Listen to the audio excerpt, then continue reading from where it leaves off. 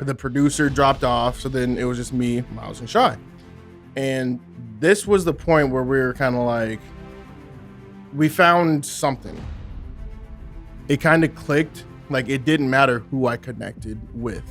It just mattered that I connected with someone. Hello, my fellow Martians. My name is Harry Mars, and this is the On Mars Pod, where we take a deep dive into creative professionals, entrepreneurs, and other inspiring Martians alike. The main thing is the main thing. Don't be a bitch and work on that main thing every single day. I specifically remember influencing me to be a musician. It would be Guitar Hero 3 and like Goofy Movie. You need to understand that like your duty is to make them proud because they did not have the freedoms that you have.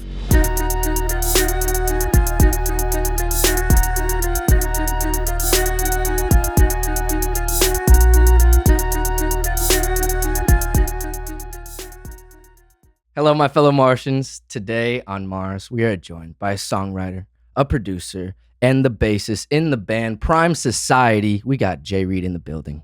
What's up, brother? Dude, it's been a long time coming.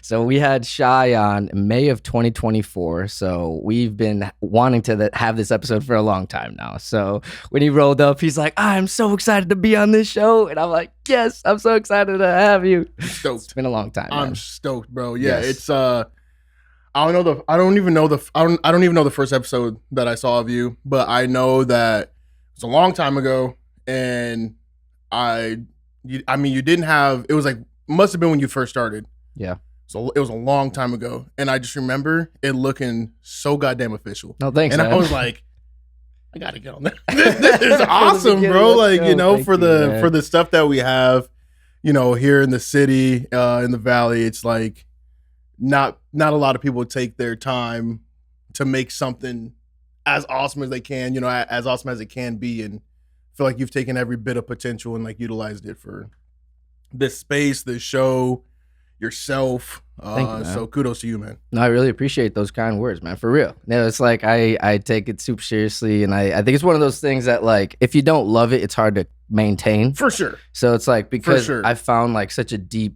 love for it. I think that's the reason why I'm even now. You're episode 85, man. 85, there you go. That's crazy. Yeah. We're almost at 100. Like it's crazy. It's like so much time. Hey, who's gonna be your 100th? You already have an idea, huh? Of So your 100th? I'll let you know, and maybe you could help me out with this.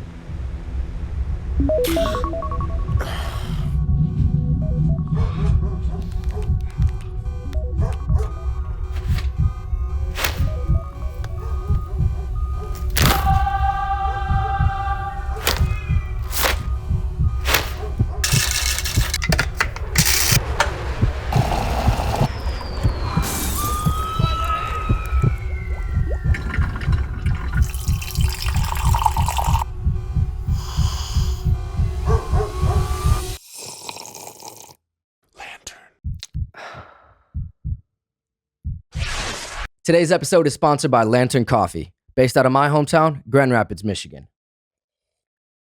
If you're still sipping on that gas station coffee, this is your sign to get your life together. Lantern does coffee the right way. Whole beans, small batch, straight from the source. I personally get 2 bags a month myself. It's what fuels us here every day on Mars. If you want to taste what I'm talking about, go to lanterncoffee.com, use promo code ONMARS for 20% off of your first order. That's lanterncoffee.com, use promo code ONMARS, 20% off your first order. Treat yourself, because friends don't let friends drink bad coffee. Let's get back to the show. So I've been thinking, I've talked about this on a couple podcast episodes, so if you're a vigilant listener, you already know what I'm about to say. But what I want to do for the 100th episode is do a live episode. Ah, yeah, that'd be sick. And have a few of the alumni perform. Ah, So do like a show where like I have Zach headline. okay. Do like a couple groups, you know, maybe Okay. Prime could play, you know. Maybe we can. Yeah. Yeah. But that'd be sick. there. I mean, that's something that I recently started thinking of as of probably like 2 months ago. I was having a conversation about like what I want to do for the 100th episode, because that is a big deal, you know. That's a hell of an idea. Yeah. Yeah, so. it's a big deal. And Yeah. Yeah, I'm actually just throw that on my calendar. Just I don't know. Cool. I'm just throw it somewhere on my calendar. So it's in like 15 weeks. Yeah, that we should be looking out for that sure. 100th episode. Exactly. Podcast. So it's exciting, man. And I still have a lot of details to figure out, like where we do it. But if it all goes according to plan, the episode should drop the first or second week of January. Okay. 100th episode. Well, which is kind of sick. So it's like first of the year, start 100th episode, bam, like live running. Episode. Yeah, man. And I was even thinking like we could do a situation where it could potentially be like, I don't know what kind of strings Zach could pull, but like maybe do like a venue and do like a situation where it's like we do like a panel interview as well. Let me tell you one thing about him. He can pull all strings. Yeah. Bro, I've never seen I thought I was hardworking, right? I thought I was hardworking. I thought I was balls to the wall, just like no one can fuck with me, bro. And then I went on the road just for one show with him like a couple years ago. And dog, like what I saw was like something that was like an alien. Like it was like someone that was like a fucking robot, bro. It's like, how do you do this? Like I have no idea how that dude just stays on 24/7 and he's on everybody's ass. He's on his own ass. You know what I mean? He's like, bro, it's like that like seeing him work makes you understand that they like there's truly levels to this shit. Yeah. So absolutely any strings like that, I know for a fact. Any strings, he can pull those for you. If there's anyone that can pull them, he's the one. Him, yeah, for sure. For sure. So I definitely want to have him involved in some way. I don't know what that looks like, but I think it would be cool to maybe even like have his team, like Weasel, who runs his stream. I fuck with Weasel too. Yeah, Weasel's really cool. Yeah, dude, I love Weasel. Shout out to Weasel. Yeah, shout out to Weasel for real. Shout out to Manny. Great. Yeah, dude, great dudes. But like maybe even live stream it. You know what I mean? Yeah. Like do a situation where like we record it live. Do like a live podcast. You gotta do that, bro. It has to be a spectacle, bro. It has to be an event. You got to do it, bro. Okay, cool. You got to do it. Sweet. Yeah, sounds good. That's what we're doing for the 100th episode. Live stream the episode, and then just put like a piece of tape over the microphone for the music and be like, hey man, if y'all want to be here, then be here. Yeah. You know what I mean? But it's like, just put like a piece of tape over the mic, be like, nah, y'all not getting the full experience. Yeah. If y'all want to be here, y'all better come down and watch this shit. Yeah. That's actually a good idea. Damn, dude. No, I think it would be cool to just like, especially people like that are local, that are doing their thing, that have been on the podcast. So it all makes sense. It's homegrown, bro. Yeah, it's for homegrown. Sure. Homegrown show for the Martians, the Martian family, as I like to call them. Yeah. Yeah. Dude. So it's exciting. I'm excited. Down for it. I'm ready. So, yeah, we'll call it A Night on Mars. I love it. Hold on. Maybe. Okay. Wait. I do like it, but Mars World. There's a couple ideas. Yeah, keep it open. Yeah. Yeah, man. So on Mars, we take a deep dive into creative professionals, entrepreneurs, and other inspiring Martians alike. So I had to have you on because you check those boxes. I think you check all three of those boxes, really. Cool. You know what I mean? So entrepreneur in your own right, very, very creative professional. You've been doing it for a long time, over a decade in the game. You know? So you've put your 10,000 hours and then some. So yeah, for sure, you could say that. It's a lot of time. Yeah, it's a lot of time. The 10,000 hours are done long time ago. You know, sure. 10 years ago, maybe. Yeah, exactly. Those have been passed. Yeah, man. So I like to start the early days, though. You grew up in AZ, right? Yeah, I grew up in Phoenix. So growing up in Arizona, what was being played in the house? Like, what were your parents listening to? What were your siblings listening to? Because I know you grew up with Miles too, as well. Infinite in the band. Yeah, Infinite. Yeah. We're gonna call him Miles. Yeah, today. Miles. Okay, yeah, he's Miles. So my dad's a pastor. I make my mom a first lady. My mom's also a teacher, and my mom is like funny enough, my mom is the more, when it comes, like, she's the more prude one, I would say. So my mom listens to like Anita Baker or Aretha Franklin or Luther Vandross. Mm-hmm. You know, that's like her like secular music that she listens to. Nice. Other than that, it's just like straight up, gospel. So it would be like Yolanda Adams, of course, Kurt Franklin, yep. Shirley Caesar, any of the Winans, all any and every whining was on in the house. Nice. Donnie McClurkin. Trying to think of my mom's favorite gospel artist. The Clark sisters. My mom loves are any of these names? Do you know any of these? Dude, you know it's funny. I know like a few of them, but there's a lot of them that I don't know. These are deep, like Mahalia Jackson. Like these are like gospel goats. Yeah. And so, but on my dad's end, funny enough, he's the pastor, but my dad is big secular music dude. Like my dad is like a music head, and my dad's guys are James Brown, Ray Charles, Sly and the Family Stone, Kool and the Gang, Otis Redding. My mom likes Stevie Wonder. I'll say that one as well. Both my parents love Michael Jackson. Yep. So it's kind of like that kind of stuff. I would say like 60s, all like 60s encompassing. My dad loves the Beatles too, and some like 80s pop. Yeah. But that's really it. That's what sure. was in the house mostly. 80s or 60s soul, 80s pop. Dude, you were raised on like really, really good artists. Yeah. And Earth, Wind & Fire. My dad, Marvin Gaye and Earth, Wind & Bro, my dad will put the CD, I mean, it's like etched into my mind of him, like, bro, it will be like the CDs that just are like the singles that will just have like the 4 songs on it. Yeah, with the radio mixes and shit. Yeah, my dad will run that shit till the CD doesn't work. I love it. Like, dog. Yeah, he's done that to like 12 CDs. Yeah, I've never seen it. Like, he holds the record. Dude, I love it. And it's funny because we were talking about this before we were like officially rolling, but like we grew up like so like similar in like similar eras. For sure. So it's like I definitely relate to a lot of this. For like sure. your parents growing or like showing you and playing like real artists and people that like gave a fuck back in the day. Cause I feel like artists now, it's a little different, you know what I'm saying? Yeah. So it's like all these artists that you're naming now are like really talented artists. Legendary you know artists. For real. And like there was no, I'll say like this, there was no really like modern music exposure. Other like the newest music it got in my house was like whatever Kurt Franklin was dropping at that time. Right. So like there was no like R&B, like new R&B, 90s R&B. There was no 90s hip hop. There was no current hip hop. Like there was no exposure to what was new. So really when I discovered, the music I made, hip hop, whatever, it was like a whole new world, to even get into that. But to your point, artists now, I mean, we just live in a microwave, it's just the era that we're in. We live in a fast-paced environment. Everything is quick. Yeah. Everything is 6 seconds or less. When we had Vine back in the day, they'd be like, oh, I don't know, like 30 seconds or whatever. Now it's like, I remember they were like, have your Instagram under 1 minute.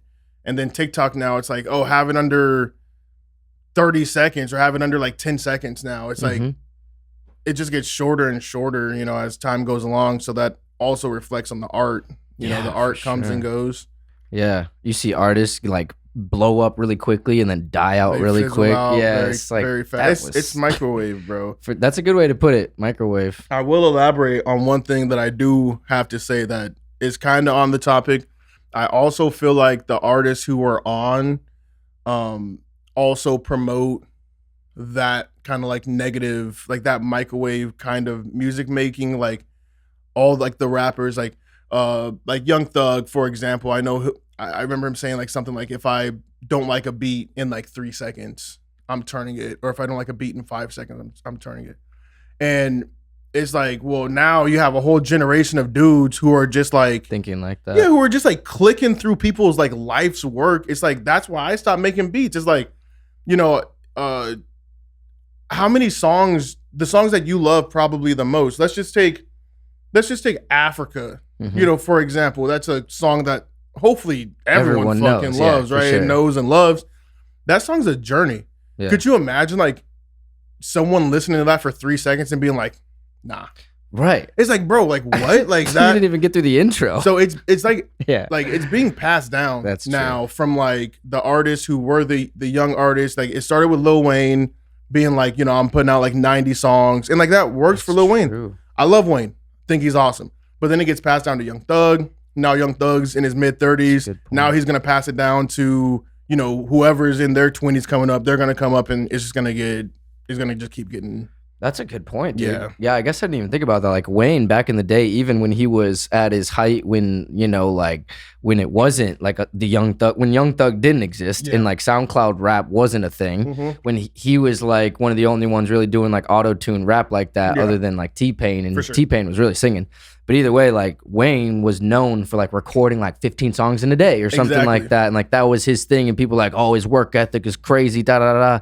But it's just like also like, how many of those songs did he just record to and then just like trash? Like, okay, no, I love Wayne, and it's like it's a deeper conversation of like Wayne's made so many songs. Like, I don't know if you've seen the interview where they're like telling him bars and he's like, ooh, that's hard. Who said that? And they're like, you did. Like, you said that. And he's like, oh shit. like Double Edge, it shows how genius the man is. Yeah, that's But then totally it also true. does show that, like, you know, you're just, you know, cranking shit out so much where I guess at some point the meaning means less. And not everyone is Lil Wayne. That's Let's just say that. For sure. Not everyone is Lil Wayne. So. There's only one Lil Wayne. Really. Exactly. Yeah. So for real. Yeah, people kind of take that ideology and kind of apply that to themselves and try to pass down that knowledge to somebody else. But in all reality, it only really worked for a couple people. Wayne, you know, Jay-Z doesn't write, things like that. Right. Young Thug be using hieroglyphics on his, you know, doesn't even write like sentences. He just writes like symbols and raps that. Like, so, it makes sense. You know, I would just say the art of, you know, releasing an album, waiting 2-3 years, releasing another one, you know, that's gone. Dead. Forget about it, bro. No, that's so true. I mean, and this is a conversation I've had with multiple like artists that have come on here about like the art of an album. Yeah. Where it's like back in the day, that's like going to the store and grabbing an album for $13.99 was like a part of the culture. And now it's like, if you're not dropping like a single every single month, you're irrelevant. If you're not dropping an album like maybe 2 times a year, you know, at this point, it's like, Zach drops like 5 albums a year at this point. It's like, no, bro, stop. You're making everyone else have to work 1,000 times. That's what I'm saying. Harder. Every time I see this dude post, he's like, I'm dropping a new album. I'm like, holy shit, man. I'm still working on the same single from the last time I saw you drop the last album, you know? So for real. Yeah, it's just very fast paced. Yeah, that's true. I guess it is like a deeper conversation to have, because even like back in the 60s, like, you know, they were cranking shit out. They were cranking out, you know, 2 albums a year. Marvin Gaye was cranking out 2 albums a year, but like they were like covers and like songs that other people sang. Like Aretha Franklin did Respect, that's Otis Redding's song. Right. And took that, and it's like that's just what they did. Like they were just singing each other's songs to try to see like who hit more. But I guess now it's just different. Yeah, absolutely. Yeah, for sure, man. And I do think like now people are doing it in a sense to try and like get like clicks and stay relevant. Yes. Versus like before, it was almost like a battle of like the talents. It's like who can sing it better. I feel like you can go through like Motown's discography, discography. Yeah, did I say that right? Discography, and you could see bro. I mean, I would be interested. We should do this and just see like how many songs were recorded by like how many different artists. Like it's probably the same song that was recorded by like Jackson 5 and then Marvin Gaye, and then the Supremes. Like I guarantee you could like, or then Smokey Robinson. I guarantee you can go through and find like the same song by all the artists. And then the Temptations did it. It's like by 5 different artists, you know, at that time. That'll probably be an interesting thing to do. That's like it sounds like a cool like video, like mini doc video, like YouTube mini doc. I don't know if you're into that type of stuff. Oh yeah, but like I'm a YouTube premium guy. Dude, same. Hey, don't hit me with the ads, my boy. Dude, do not hit me with the ads. Whenever I see an ad, I'm like, you don't have premium? Broke? Like, if you're broke, just say that. If I only had $15 in my pocket, I'd spend it on YouTube Premium. I swear to God. I'll go in debt. That's like one thing. I use YouTube every day. Every day, bro. Yeah, that's so like, funny. I feel the same way. Even the shows that I would watch on cable, like the sports shows. Yeah. I just watch the clips from YouTube. Yeah. So for sure. Dude, I feel the same way. So that's hilarious that you said that. So yeah, YouTube Premium. Don't be broke. Don't get advertised to. You know, 2025. Nah, man. Dude, I will pay you to not give me no advertisements. Right. Yeah. No. They're long now. It's like 3 minutes, unskippable. It's like, bro, way. We're gonna have this interview is gonna turn into like a Bill Burr like rant from me, where I'm like, dude, do you remember where you used to skip every ad in 3 seconds, and now they hit you with the double ad, the double 1 minute ad, like 3 times in a 10-minute video? Yeah, it's like, hold on, dude. Or they have no respect anymore, right? Like, on the performance videos, it used to be marked with like the music icon, so there would be no ads. Only at the beginning, if it was like a performance video. But now they only do the music symbol for the audio tracks. So if I'm going on there and I want to watch like a Chili Pepper set, dog, I'm cooked. It's gonna be right in the middle. By the way, have you ever went to DeVry? I don't know. Do you need to enroll in cooking school? And I'm like, yo, what? Like right in the middle of the song. So like, they're disrespectful with the ads. They know what they're doing. And not only that, but then when the ad comes on, the volume goes up 50%, and you're like, what the fuck? Hey, YouTube, why do my videos buffer? But my ads never fucking buffer. Yo, tell me that. Tell me why I've never seen an ad buffer. Like it. Yeah, like, for real. Bro, that shit's preloaded. Like, dog, like what? That shit loads before the video. That's what I'm saying. Actually, my ads don't ever buffer. My videos over here doing the fucking spinning wheel of death. Yeah, bro. YouTube gotta go down to 240p or whatever. Yeah, 360. Dude. Yeah, no way, dude. But I'll pay for the YouTube Premium. All that to say, I'm not watching an ad. This is not a YouTube Premium ad, but you know, I'm with you, bro. Dude, for real. Yeah. So if you're watching On Mars with ads, I'm sorry. Pay for comes Premium. One right now. Hey, Martians, real quick. I appreciate you taking the time to listen or watch wherever you are in the world. Over the last few months, the Martian family has grown so much. I could not be more thankful for all of my guests and every single one of you who continue to tune in every single week. Subscribers, ratings, likes, and comments all help us grow here on Mars. And it would mean the world. If you haven't already, please go to onmarspod.com/subscribe to subscribe on YouTube. Like and leave a comment, rate us on Spotify. All this good stuff helps keep the engine running to inspire Martians all over the world. P.S. Follow us on Instagram @onmarspod. Okay, let's get back to it. I love it, dude. This is great. It's so funny. Like, I read all these notes. We haven't even got so much. God. All right. I'm yapped in America right now, bro. I'm gonna stop. This is great. This is great. I love this show so much. All right. So I mean, we already talked about like growing up in like a church family and having gospel around you and musical influence being hip hop. But I want to talk about like growing up with Miles too. How many years between you guys? 2.5. 2.5 years? Yeah, he's 2.5. What is he? Is he 2.5 years older or younger than me? Younger than you, right? Older. He's older than you? Yeah. Fuck. I had to do that just for you, Miles. Yeah, that's just for you. Yeah, that's right. Yeah. Yeah, he's 2.5. Yeah, I'm the little big bro. Yeah, that's right.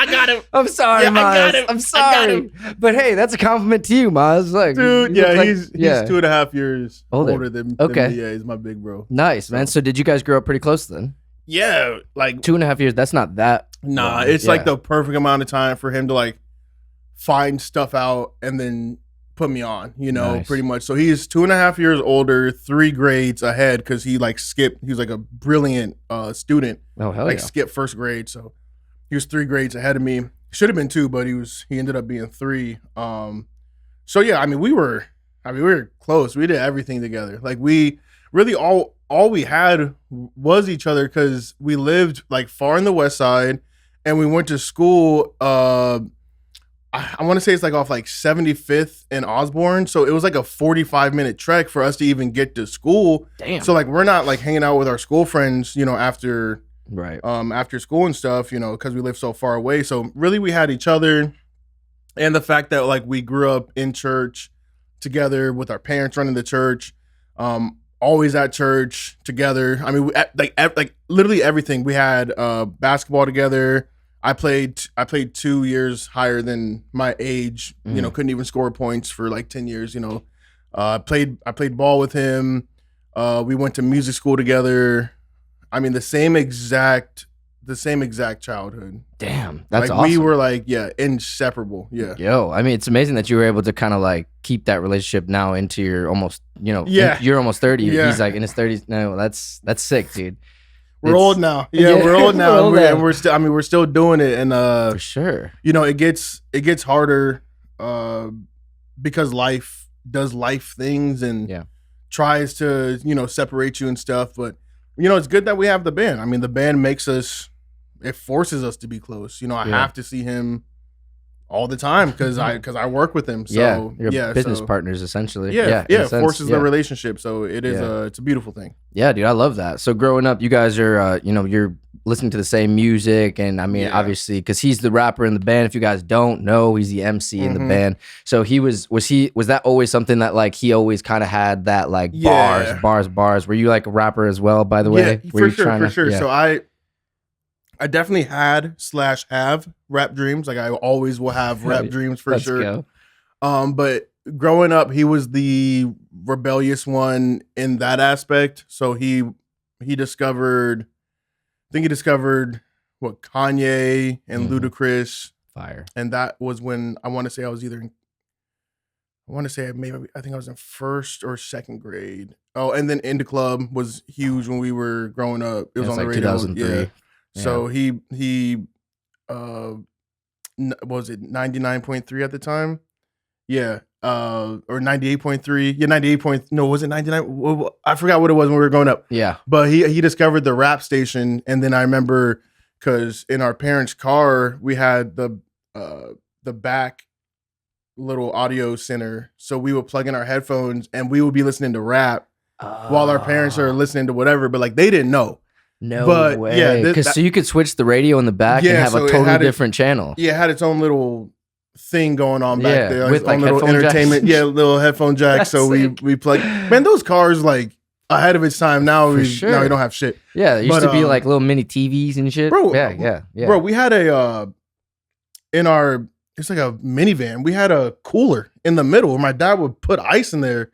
And and put drinks in, like there was a legitimate. And it was cooler. Built in, bro. It was built in, bro. And it's like I would kill to have that in Phoenix. You know what I mean? Dude, So so we would be listening to rap, and Miles really put me on to hip hop because I was very much like more like a prude, you know, just listening to gospel. Yeah. And I believe I was just listening to, you know, maybe like some Chili Peppers, maybe Fall Out Boy. Yeah. But I wasn't really listening to any rap at all. For sure. So then like before it was like making music though, you guys had like a love for basketball though, and that was a pretty big part of your life. Yeah. So Miles could have sworn he was going to the NBA for sure. Cause he was like, I think he's like 6. I think he's 6 foot. Yeah, he's like 6 foot. But that fool was like 6 foot in like 8th grade. Oh, shit. So like we're like, hey, this is it. He might be going to the league. Yeah. I mean, and he was a like fantastic athlete, track, football. Ended up he went to college for football actually. He's a hell of an athlete. You know, just skinny as a fucking toothpick, you know. So basketball for us, I would say, you know, growing up, basketball was more important than music.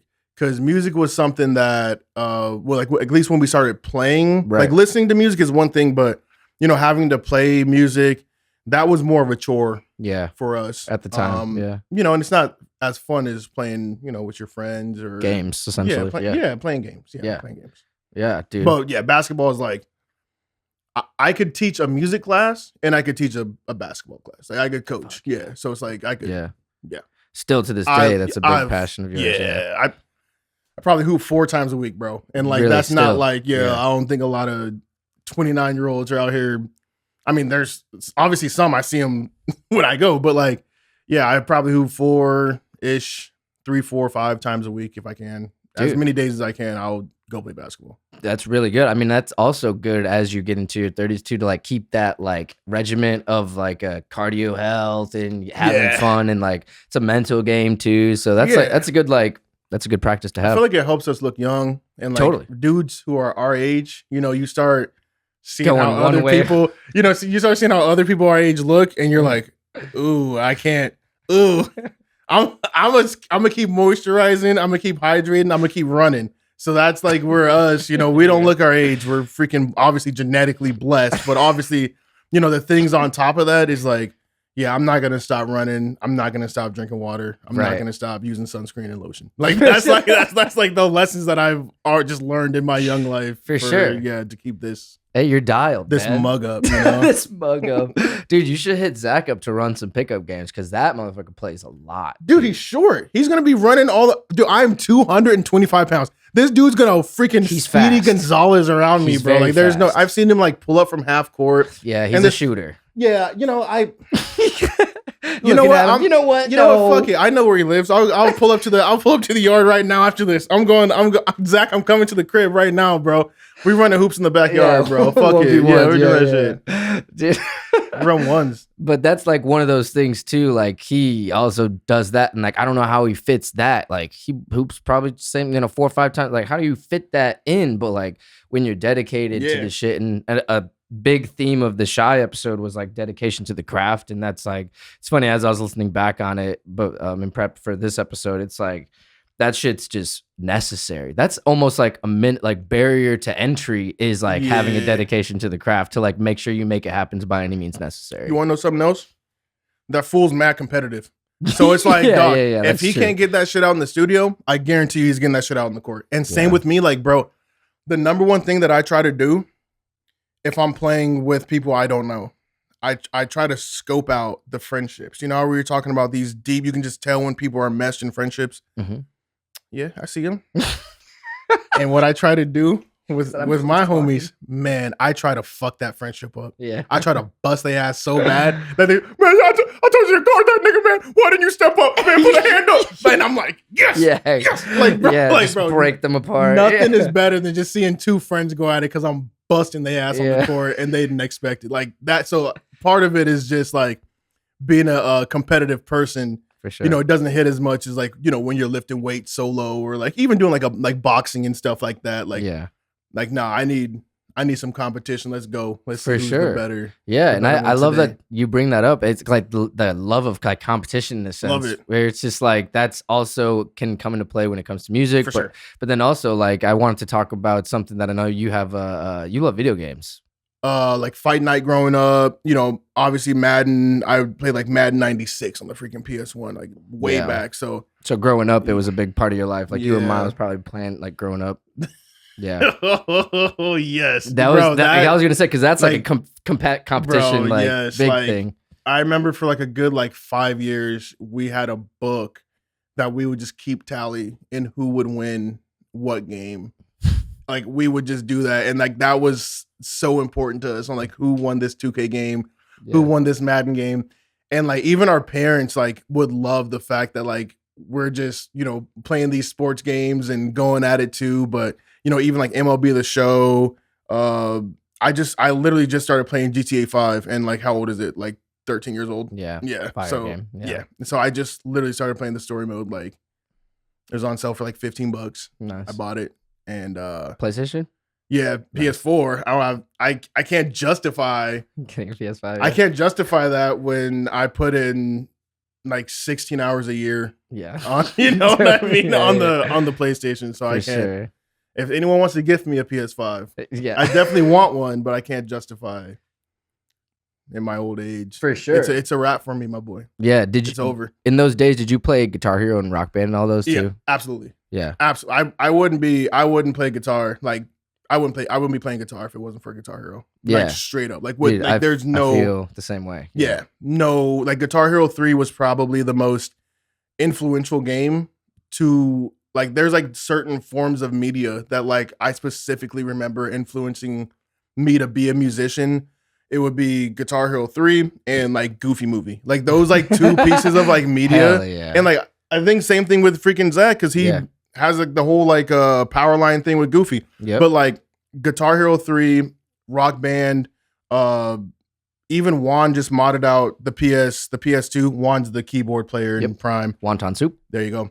And he modded out either I think it's a Wii or a PS2, and now we got Guitar Hero 3 in the studio. So like we'll run Guitar Hero 3 now the studio now, and we'll get caught up, bro. Like like I'll get sucked back into it. I'm like, bro, I love this game. So yeah, definitely 100% inspired me. I wouldn't even be a guitarist if it wasn't for that game. Dude, that's amazing because I feel the same way. Because it came out, I think 2007 or 2008, I believe, is when that came out. So that was like kind of in those early days before you were actually making music for yourself, right? For sure. Yeah. So, because then it was like 2014, you and Miles kind of started like what ended up becoming Prime Society, right? Yeah. Yeah. Heck yeah. Yeah, on, man, I'm a professional. I do my research, bro. Yeah, good stuff, bro. But yeah, I just want to talk about those days and like when you started making music and like because it was started as like a rap kind of focus. Yeah, situation. So let's go back. Let's just go back even further. Let's go back. So my mom was a teacher, I mentioned. So she worked at my school, of course, because my parents love being around me, love being my pastor and teacher, and they just have to, be in my life in all facets. Love it. But my mom was the computer teacher at our school, and our school was very small, but our computer, not the computer teacher being my mom, but the dude in charge of the computers, Mr. Smith, he was also our PE teacher. Complete genius. And he made sure like the school had like the best Macs. Like, bro, the best Macintoshes. Like whatever new Mac came out, within a year, we had that at our small, very tiny school. And so I got exposed to GarageBand. I got exposed to GarageBand when it was the Macs with the back with the blue on it. Oh, like, wow. Bro, yeah. With the little circle mouse. Oh, yeah. With like the transparent cover. Yes. With the transparent cover. Yeah. That's when I first got exposed to, to GarageBand. And then, so I would just go there after school and my mom was like finishing up all her stuff and I would just work on that. And then Miles would take some of, whatever I made and like he would try to make raps over that. So this is like from the time I was probably in 3rd or 4th grade that I'm doing that. Fast forward, I get into high school, or actually time out. I get into 6th grade and I make my first band. We're called The Fates. It's me, Hannah, and Seth. And I was the drummer at that time, but I made all the songs. They would just play them. Okay, look, don't disrespect Seth like that. Seth might see it. No, Seth and Hannah, they contributed, bro. Like, nah, like, he said, I wrote them all. No, I did. I didn't say it. I did have, I had a vision. I'll say that much. I had a vision. I would even make like some of the guitar parts with Seth and stuff like that. So this is like my first experience making my own music with real instruments. As a group, As a group, yeah. So that was like 6th grade, 7th grade, completely. We had our first talent show. I have a recording of it. Amazing. No, absolutely no. Well, I mean, it's for the records. No, for the records. Yeah. No, nah. If anyone, no. If somehow any of that footage got out, I don't even know, bro. I'd either like go full like warmonger trying to like scrape that off of everything, or I would just disappear. Yeah, you'd never see me. It's that bad. Yeah, it was the most humiliating moment of my life. Damn. Like, talent shows, like we froze on stage. I did my job. Look, I don't care. I did my job. All right. It was a whole thing. I was at the drums and like from the drummer's perspective to see everything in real time go down. It's tragic. So that was the last time I played drums in a band. And then my freshman year, Hannah went to the same high school with me. So we continued our group. Nice. And we picked up a drummer and a singer. So I played Battle of the Bands all through high school. Nice. Even when I was playing football, I still was always a musician. That's so sick. Then come junior year, I transferred schools. So I don't know. I was with more so with another singer. I was making music with Georgia a lot. And Miles was in a rap group called Think.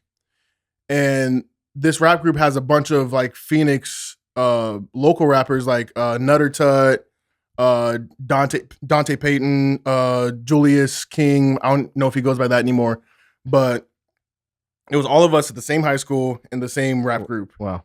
So I thought, I'm like, yeah, I started producing. They opened my eyes to FL Studio. Started producing for them. But they just didn't see things the way that I saw it. And we ended up getting kicked out collectively. Me and Miles got booted. And then Prime Society, yeah, it was. That's crazy. I mean, it's dumb. Like to this day, like Think does not exist, but like Nutter Tut, like he's still doing his thing. That is my guy. Like that is my brother. Like John is my brother. Dante is like those dudes are like we're all family. You know, let bygones be bygones. But it created something, which is what we have now. You know, totally. So that was my senior year. Ended up making Prime, and it was just more a collection of homies with music. I was very inspired by like Odd Future at the time. Yeah. So I didn't want to do anything that was like a band or a rap group. Just, you know, whatever. Here's a name and these are my guys. Mm-hmm. And here's a new song that we made. Yeah. And then years go by. We go to college, you know, things drop off, life happens. We're still Prime. We're still doing shows, do a shit ton of shows, but it's always this cast of like, you know, dudes in and out, but it's still, you know, me and Miles mainly, but we have some guys in and out, come in and out. That's just how the group worked. Yeah, for the first like what 3 years, something like 4 shit, 3 years, I think. Yeah, 3 years. Yeah, 3 years. Yeah, because then it was like when you were and playing basketball. Yeah, and then I met Shy playing, doing some hoops at ASU. Yep. At the rec center, and I met Shy. We brought Shy on, and we had at that point it was just 4 of us, Shy, and then we had another producer. Right. And the producer dropped off, so then it was just me, Miles, and Shy. And this was the point where we were kind of like, we found something. This is the first time where like we actually felt like there was something meshing. Or do you remember what those first shows were that you played, all 3 of you, that you're like, okay, this has got to be the group, at least like the core members? I'm trying to remember specifically. I remember we did. What was the first show I had Shy do?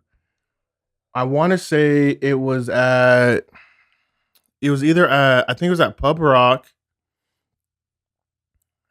And I want to say we opened for, I want to say Casey Veggies. Oh, wow. I want to say it's a Casey Veggie show that we did. And I remember we'd never been wooed at. I'm a loud dude. I'm very much in your face. So I think that's more of like intimidating. That's not something that, you know, the chicks are going to woo at, you know. And Shy was singing and we got wooed. And I was like, oh shit. I was like, this is it. I was like, we've never gotten wooed at before. This is, and that was first show that Shy played with you guys. That was the first show. And this is like, you know, we're all rough. Shy's rough vocals. I'm rough beats, rough rapping. Just everything is rough. And yeah, we got wooed and that was it. I'm like, okay, let's go. So then we went from there. We opened for like Lil Keed. It was just we were like on a rap circus, like Lil Keed, the Baby, Lil TJ. It was like a bunch of these. We did Dej Loaf, just a bunch of different rappers that came into town. We just opened up. That's pretty sick, though. Yeah, those are big names. Yeah. No, it is, for but sure. Like you didn't know who we were, right? And those are pretty big names. Like the local group. Yeah, like no one knew who we were still, and we were doing all these big shows, like as you can tell. Right. Yeah. And then just had an opportunity to go play some instruments. And as you can kind of see from like the evolution, my background is instruments. So like at some point I just kind of knew I needed to get back to that, to playing instruments, and had an opportunity to do that. It started off with me and Shy just doing like solo things on Instagram. Like I would play guitar and we would do covers. We'd, you know, post those up and stuff like that. Got booked for one show, and the very next show we had a line waiting for us to play in downtown Glendale. And I think that was kind of like right at the same time we opened for the Baby. Damn. And, you know, kind of saw that I don't think the rap world just isn't, that's not for us. Right. I would be dead if honest to God, if we were in the rap game with the way that I talk, bro, and like the way that I behave and the way that the rap game like promotes that kind of behavior, like, bro, I definitely would have either been like disfigured, like from getting my ass beat up, or I'd be dead. Yeah. And so kind of made that pivot to playing music. And I just think like for me and my soul, it just aligned like just way more. It was something that I could get on board with. It's something that had been my dream for my whole life. Something my parents could get on board with. It just all aligned, and like just the light that I felt when we had that second show. The first show was super rough.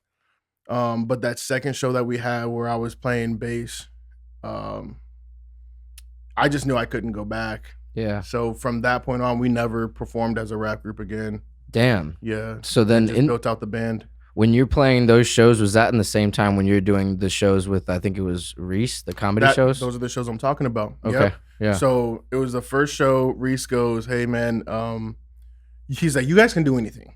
All I know is I want music while the people are sitting down. That's all I know. You know, you can come DJ, you can come just play your guitar." He's like, "But we're gonna pay you $150." And I'm like, for the night? $150? You gonna pay me $150 for a show? Oh my God, bro. Like, bro, I was like, money, guys. Dog, this was like the first time I had ever got a check without having to bust my ass selling tickets, bro. Right. This was like guaranteed $150. Bro, this was like bread from heaven, dog. Yeah, so for sure. All we gotta do is show up. All right. So in my mind, I'm like, $150, I'm gonna get a whole band. For sure. Like, screw it. So yeah, that's what we did. We hired a guitarist. Wow. The producer / engineer that we were at his studio, like working with him, he also played drums. Like he had a history of playing drums. I had a drum set that I hadn't played since 6th grade. You still have it? Yeah, I still have to this day. Fire. And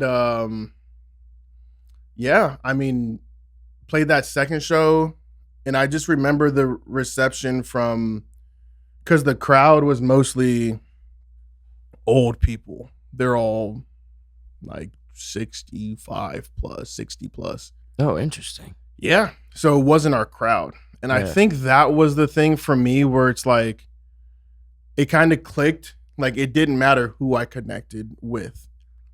It just mattered that I connected with someone. Because I feel like I was doing the rap shows to look like something, to look like I was cool or trying to be cool or trying to connect with maybe the chicks that I, didn't get to be with in high school, or like the dudes that thought they were cooler than me, or like, I feel like I was just doing things for the wrong reason. And then that second show with Reese, when I have all these people who are, generations older than me, just fawn over, some dudes who like, we didn't even, I probably would cringe listening to that, but they loved it. And I felt that sense of community. And then I realized it didn't matter who it was. Mm-hmm. It just mattered that someone connected to like this vision and idea that I had in my head, and that we were trying to spread. And that even if it was, these 60-year-olds, it made me feel so important and so loved and so warm that it was something that I knew I could never, ever, I could never go away from it. Yeah, that's amazing. And that's before you even found Juan, right? Yes. Yeah. So, because then we had no keys. Yeah, that was when he was talking about that, when Shai was talking about that story. That's so funny how you guys are working together, and then like you're calling a keyboardist. You're like, oh yeah, da da da, like come through. I live here, and he's like, oh wait, what the fuck? I live right there. And you look out the window, like, wait, what the fuck? You live right bro. As soon as I walked outside and I saw those blinds go like this, it's just like, it's like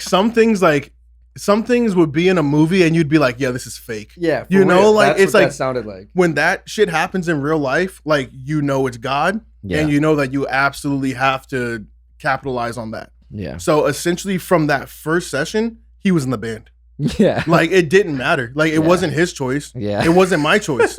Like, it was, you know what I mean? It wasn't either one of our choices. For sure. He was in the band. Yeah. Like, that was it. Like, you live right there.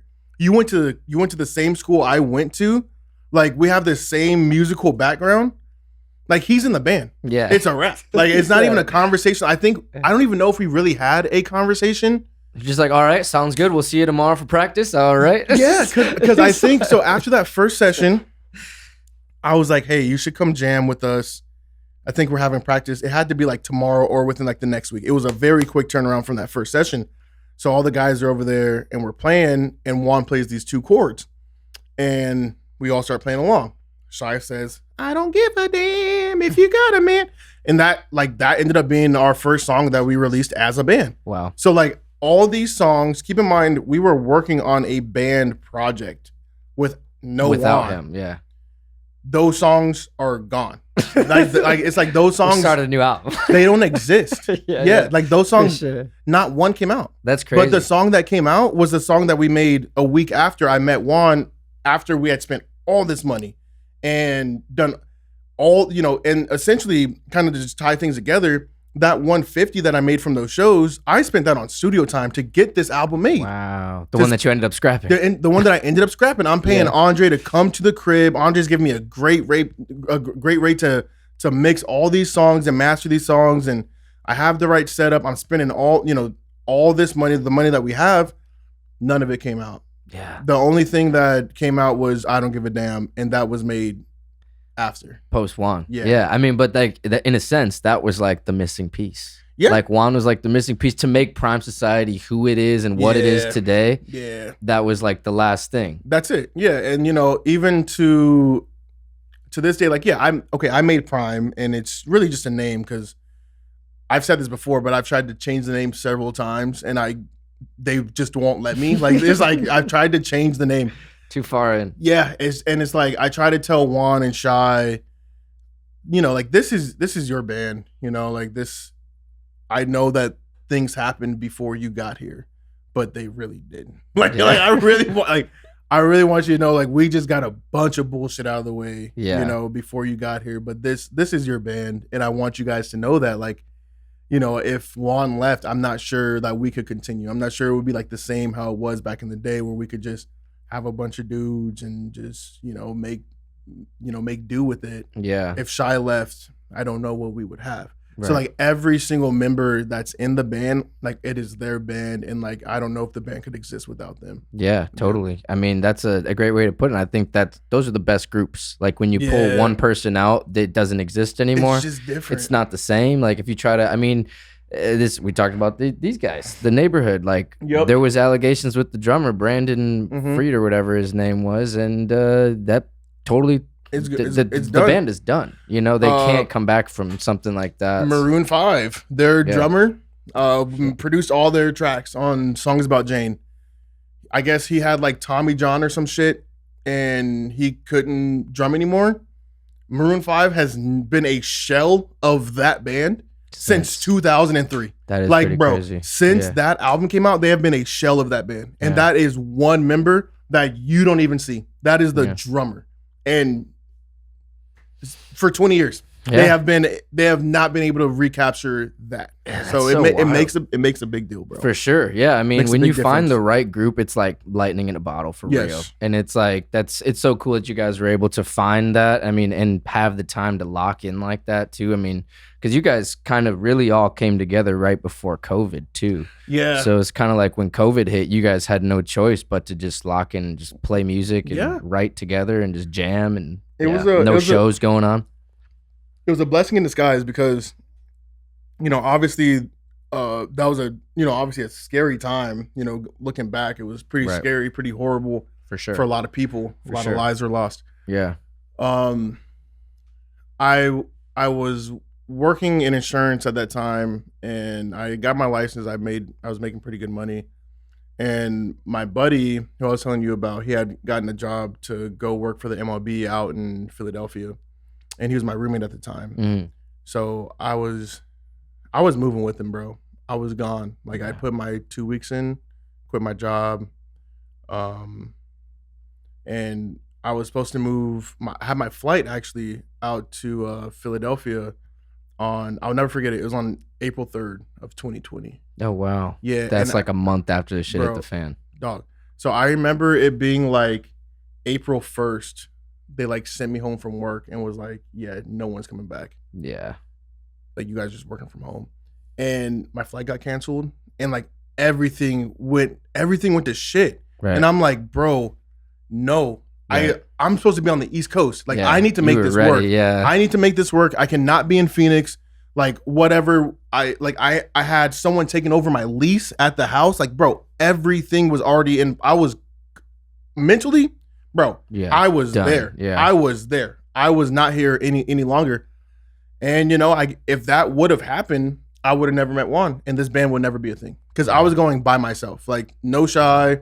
No Miles, I was gone. I was ready to just pursue like whatever rap dream I had, production dream. I was gone. Wow. I was out of there. Oh my gosh. And yeah. Dude, that's so wild. And because of that, we meet Juan and this band is a thing. Yeah. Dude, I mean, well, that's God, the universe, all that stuff. You know what I'm saying? Where it's like at the time, you saw it as a very negative thing. But it was almost like, nope, just wait. You're here for a reason, and that was like that's pretty crazy timing though, where it's like 1 month, probably just like a couple weeks, really. Dog, it's like mid-March, I think, is when all the shit really went down, like mid-March. Yes, like a couple weeks before he was supposed to leave. Bro, it happened like that. Yeah, it was like I was living normal life. I remember I saw Thundercat at the Van Buren Fire, bro, and I just remember like within a fucking like 10-day span, everything was closed. Canceled, yeah. Everything was closed. Everything was canceled, bro. If I could like clone that feeling that I got when I got the thing that like my flight was not delayed but canceled, like if I could like give that feeling to you, bro, it was almost like I didn't exist. I was like, bro, every time I try to do something, every single time I try to do something, it doesn't work. Doesn't matter what it is. Every time I try, it doesn't work. And I was just distraught, not even knowing how big of a deal, you know, COVID was going to be, how much it was going to affect the world. I was just thinking about my own situation. Totally. But yeah, I mean, it ends up being a blessing. It ends up, you know, you grow something from that situation that I can like, bro, I can proudly, like if we decided to break up tomorrow, I could brag about this band. For sure. I could brag about this band. I could brag about this band when I'm in my nursing home, like already. And we haven't done 1/1,000,000th of what we're gonna do. Absolutely. For sure, man. It's so cool that you guys had that time though, and like you were, you know, things happened the way that they did, so that way you could lock in like that. Because like I feel like that time that you guys spent together and the times when no one's really doing shit, that's what kind of sharpened the saw in a sense. Like, made you guys better and better and better. Yes, sir. I'll always say that. So I've known Juan. We've all known Juan for 5 years, but really I've known him for like 20. And the reason being is because of the pandemic and the fact that we were neighbors. The only person I could really hang out with was Juan. Right. I couldn't hang out with anybody else besides my roommates and Juan. So he was at my house every day. We'd watch a movie. I'd go over his house. We'd watch a movie. We'd play games. We played FIFA. We'd, you know, work on some music. But like we spent for the better part of like that 2.5 year lockdown or whatever amount of time that was, we spent damn near every single day together. It's like how you would go to school or go to a job is how I was hanging out with Juan. Yeah. So it's like our friendship at this point, like, dude, we are just a family just because of like the acceleration that we got to have with the relationship that we have with Juan, because a 5-year relationship could still be kind of a new thing. Totally. If you're not seeing each other very often, bro. Yeah. Nah. It's like that. Like I'm locked in with him, like I'm locked in with Miles. Totally. Same thing with Shy. It's like it's all there, bro. And it's because of that time that we couldn't do anything else other than, you know, spend time with each other. For sure, man. I mean, that's what made Prime the band that it is today. Yes, for sir. real. I love yes, it, sir. dude. I mean, so like in that time, I guess getting back into when the music industry started coming back, because it wasn't long after the music industry came back that you guys played Burning Man.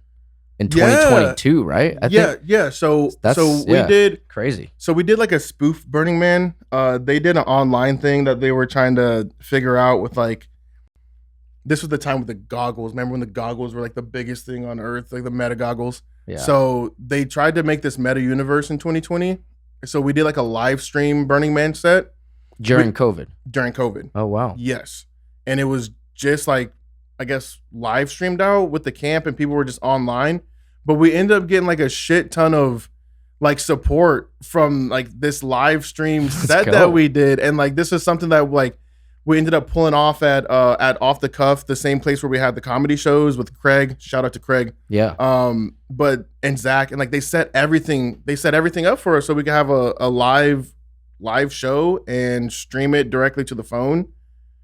And it worked. Yeah. And these people from all over the place were following us, were talking about us. And this was just in a virtual sense. So then when everything opened back up in 22, Doug, and let me tell you about Doug. We met Doug also playing basketball at ASU. No shit. But I mean, Doug might be like 55 now. Oh shit. Like he was OG at the court, just like, hey, youngin, you want to run with me? He's like, yeah, sure. And you would not think that Doug is the GOAT, but like this dude, I mean, he's just like a down to earth, like hippie white dude. He sells gyms for a living, like rocks. You know what I mean? So it's like he's just this hippity dippity white dude. And then he's like, you know, we're hooping and I show him some of my music. He's like, yeah, I used to be a big music producer. I'm like, come on, Doug. Yeah, you know, I'm like, right. All right. We've all, yeah. Okay, right. OG, yeah. Thanks, totally, bro. Yeah. So finally, he's like, you guys should just come to Burning Man. Come to actual Burning Man. I'm like, as a not a performer, just as an attendee. No, as a performer. Oh shit! Because he had put us on for the 2020, for the 2021. So he's connected in like promotions of Burning Man. Doug runs the biggest live music camp at Burning Man called Camp Reverbia. Oh my gosh! I've never been in such a communal setting. It was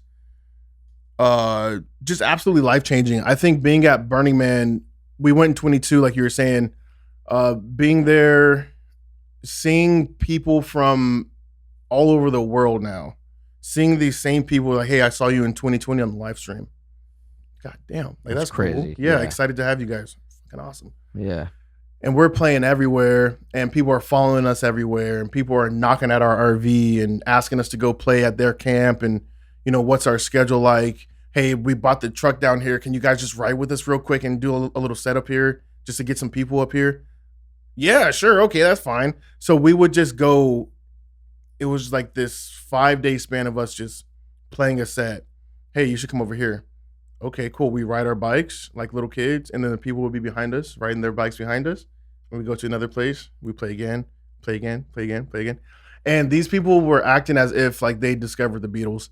It was like, bro, I can't even explain the enthusiasm these people met us with. And even the other musicians there were so and like there's obviously huge musicians. There's everyone anyone who has any kind of resources, like they go to Burning Man, especially like the richer you are, they're going to be there. Right. And everyone was so blown away by us and our music and what we did. And I think that was really our first time getting out of Phoenix. And obviously that's a crazy thing to say, right? Like our first time getting out of Phoenix was like fucking playing Burning Man. Yeah, one of the biggest festivals in the world. Yeah. I don't know. Looking back, I'm like, I don't know how we pulled it off, but like, yeah, we were ready. I mean, we were just so hungry for like that opportunity.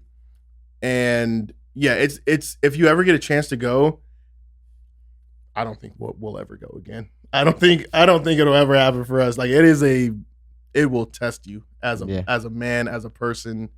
Yeah, it's tough to be out there, but the experience is a core memory. Yeah, I'll remember more from Burning Man than I have, collectively in the past like 3 years since then. Yeah. I mean, that, like I said, it's one of the biggest shows ever. So it's like awesome. It's crazy. Awesome. Like, bro, we played on the main stage and it was right on the playa.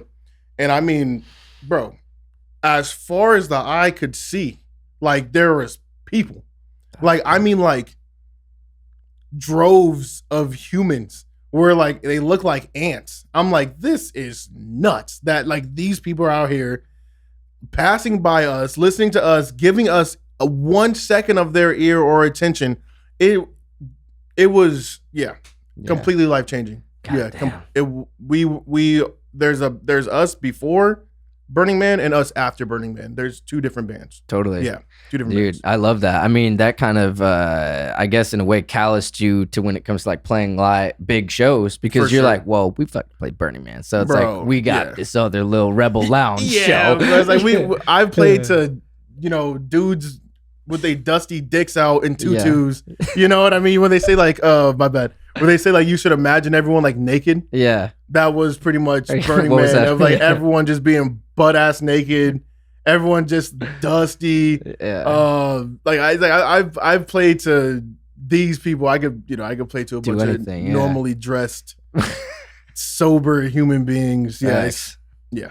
Yeah, man. I mean, and this is not the only big show you guys have played. I mean, obviously, you guys played for the Phoenix Suns halftime show. That's sick as fuck. You guys have played for the Mercury as well halftime, right? Yes. Yeah. So that was recent. Was recent. Yeah. Yeah. I mean, talk about like those experiences and kind of playing with like the Phoenix Suns arena. And so the program directors for the Suns, I was blessed enough to go to high school with these guys, and they're some of the best dudes, TJ and Logan. I'll give them a shout out.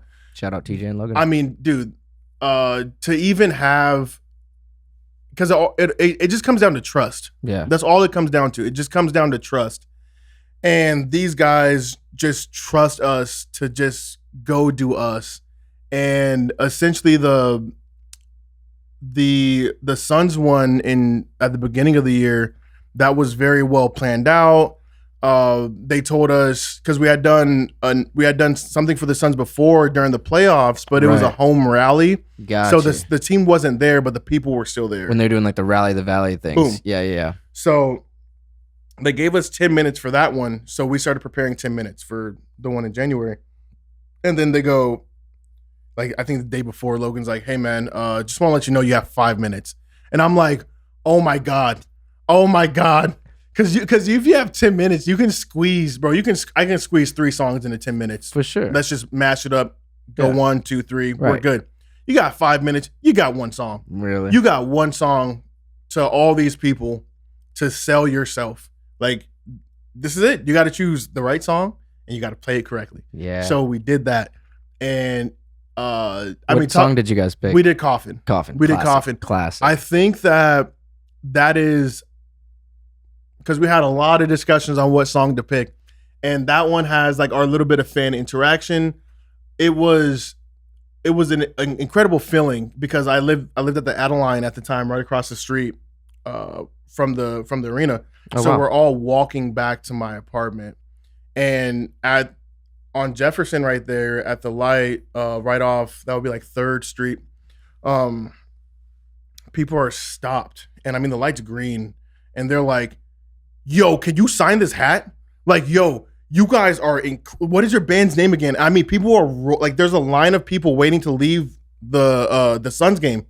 A line of people in these cars, and you just see the car windows roll down as we're walking across the street, and people are just like honking their horns, and they're just like, "That's Prime Society." And then some little girl's like, "Oh my God, you guys are amazing." She's like 7 years old, and it's like, dude, like just the sheer amount of support that we had gotten, because we don't always feel the most supported in Phoenix, and I'll throw that out there. It's a very broad place. There's a lot going on everywhere, and things don't seem to pick up here like they would in other places. So, we always think, we're like, damn, like I don't think this is the place for us. I don't know if this is the place that we want to be. Like, this is home. I love Phoenix. We love Phoenix, but like musically, at that moment, that was one of those moments where we're like, it's possible. Yeah. Like that's like, we just need the opportunity, and like we have this.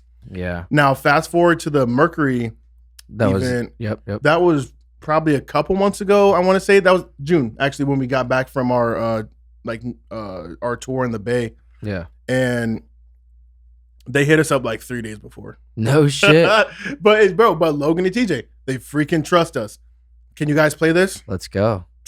Hell yeah. Dog, I'm not saying no. No. Like, I don't care what I got going on. Like, I'm not saying no. So yeah, we did it. And there's like a 72-hour notice. And the thing with events like this is it's like a cold call, you know. It's like you answering your phone. Like, just like if someone called you answer your phone and they got to sell you something. Yeah. And how hard is that? Knowing that you were probably doing something else, that you weren't expecting their call. That's exactly what this is. They're there to see a basketball game.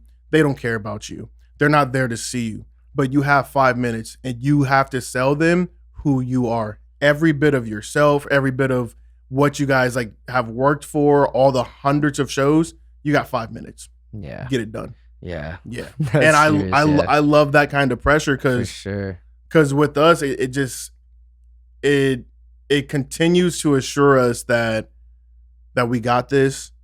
And also, you need a reminder if you're built for this. Like, you need to be reminded. Like, you need to be reminded, hey, you know, is this really what you want? Is this really, are you really built for this, for these big moments, these unexpected, humongous events and opportunities? Are you built for this? Yeah. And it's just a reminder that, you know, you are, if you come out on the other side of that unscathed. Absolutely, man. Yeah. And honestly, if you get these opportunities, generally it's because you put yourself in a position to get the opportunity. Exactly. So it's kind of like when it comes to, you almost have to like say yes, even if you, in the moment, you're like, maybe we're not ready. Say yes and figure it out later. That 72 hours, that's crazy. Yeah, you could have easily said, no, it's not enough time. Even like the outlook of this band, and I tell these guys, I'm like, look, you guys might think this is a lot, but if it was up to me, I'd book you motherfuckers 7 days a week, 365 days a year.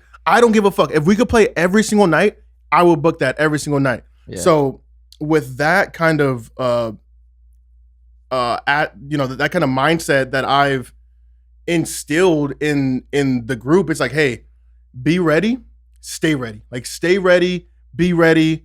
I don't care what you got going on. If this is what you want to do, when the call comes, we're picking it up. Right. And if whether or not you're there, it's gonna happen. Right. Like, and that's it. It has to happen. And you know, people's careers change because they don't take opportunities. Yeah, absolutely. That will not be us, because if you give us something that sounds like an opportunity, we're there. Yeah, for sure. We're there. Absolutely, man. No, I've had that conversation so many times with my homie. You know Marcus. Yes. Yeah. Dude, I love Marcus. Yes. Honestly, dude, you seen the dude's legs? Yeah. Dude should be able to jump out the freaking gym. I'm like, my God, are you just doing... This dude has like freaking tree trunk of... I'm surprised the chairs didn't break when he was here. Lord have mercy, dude. Yeah, but we...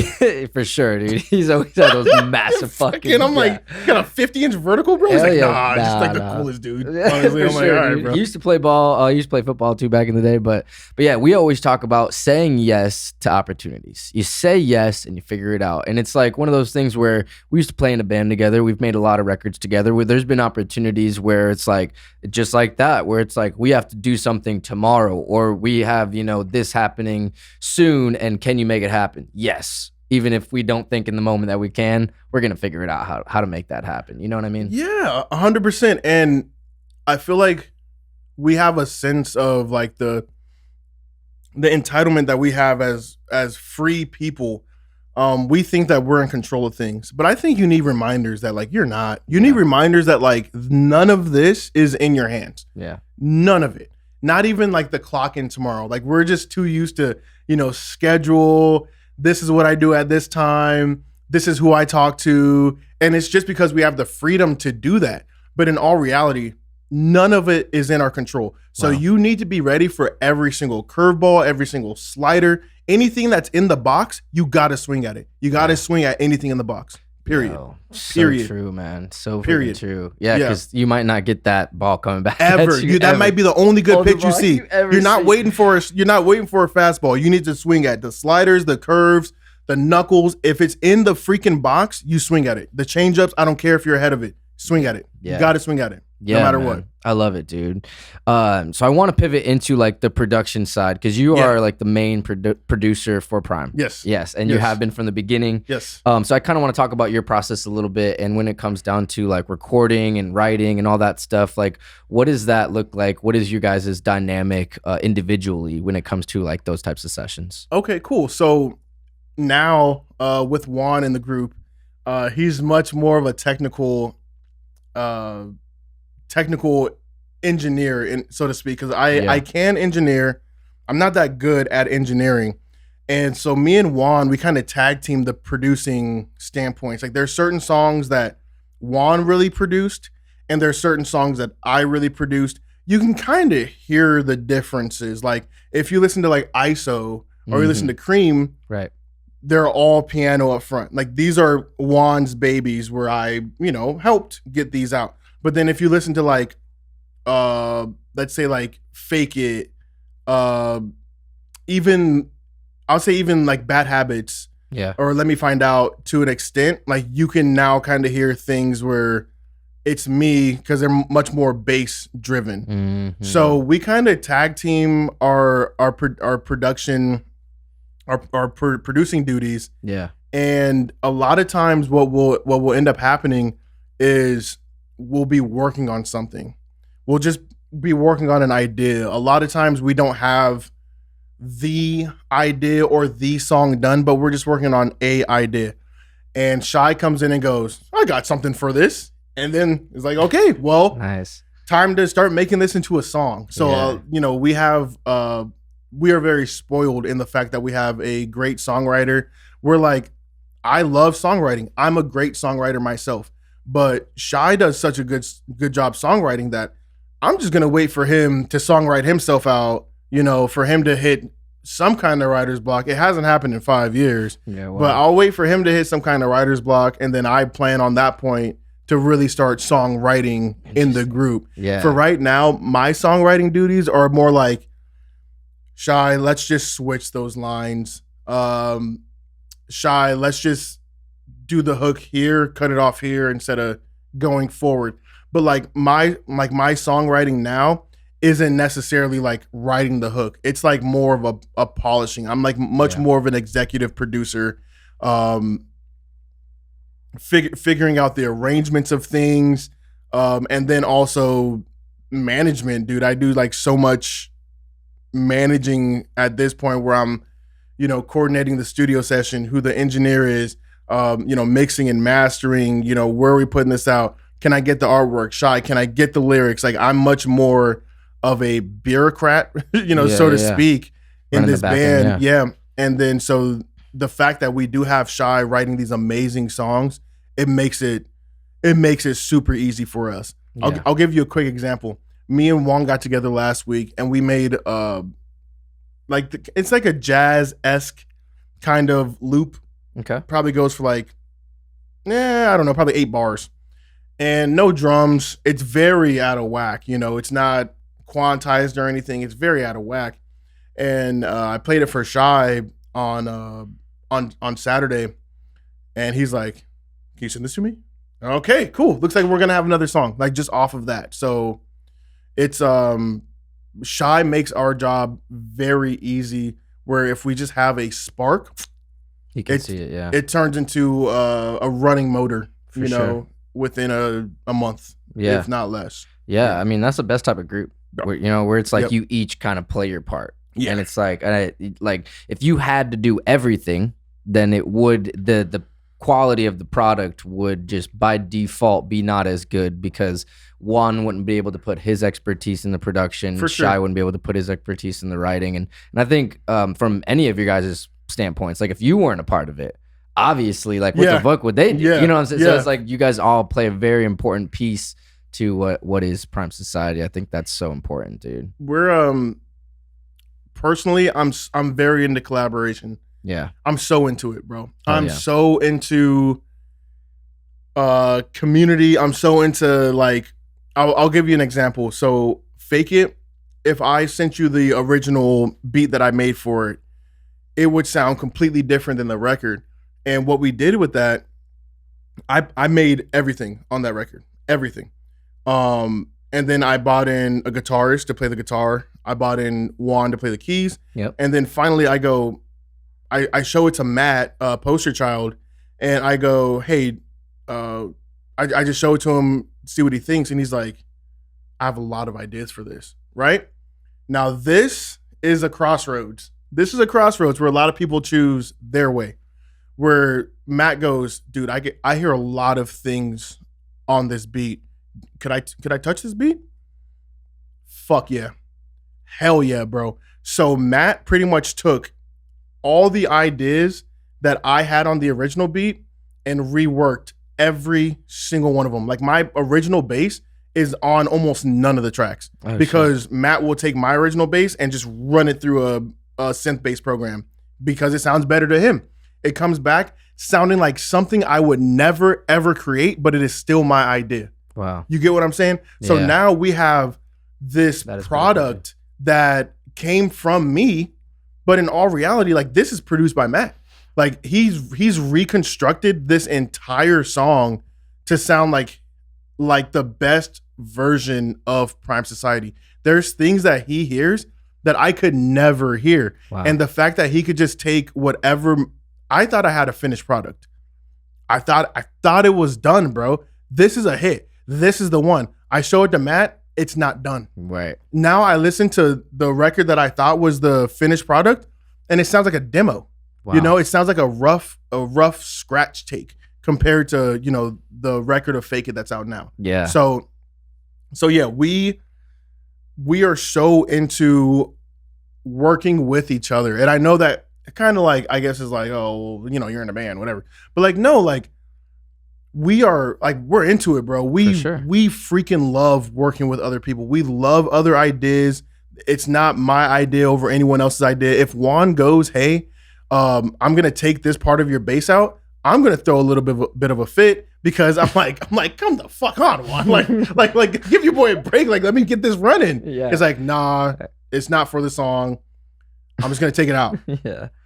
It gets taken out and it is what it is. Like, it has to be that way. It literally has to be that way or else you end up getting things that sound the exact same. I have one brain, bro. If I was to sit here and make all the music for Prime Society, I guarantee you wouldn't sound different. It would sound like one brain made it. Yeah. And you can't have that, bro. For sure. You can't have that. Yeah. No, I love that, man. I think that's, again, like the best types of groups where it's like you all play a part, where it's like, it's so important, man. It's like, it's not the one man show. And it's a team game, bro. Exactly. Everyone has to play their role. Everyone has to do their role at the highest level or else this engine doesn't run. You know, you can't win a game. You can't come out on top by any means. For sure, man. No, I love that. I mean, you're doing a lot of songwriting within the group, but are you doing any type of collaborations outside of Prime?